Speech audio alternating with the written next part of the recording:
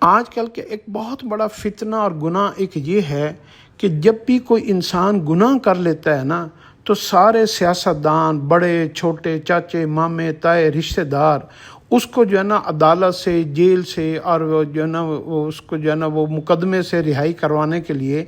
اور مظلوم کا حق مارنے کے لیے سب اس کا ساتھ دیتے ہیں۔ ان کو پتہ ہوتا ہے کہ مجرم ہمارا بندہ ہے، ہمارا بچہ جو ہے نا اس کی زیادتی ہے، تو یہ دوسرے کو انصاف دلانے کی بجائے اپنے گناہ گار بچے کے ساتھ کھڑے ہوتے ہیں۔ تو یہ وہ لوگ ہوتے ہیں جنہوں نے گناہ کیا نہیں ہوتا، لیکن ان کو اس گناہ کے شریک ہونے کا پورا جو ہے نا وہ ان سے باز پرس کی جائے گی اور یہ اس جرم میں برابر کے شریک گنے جائیں گے۔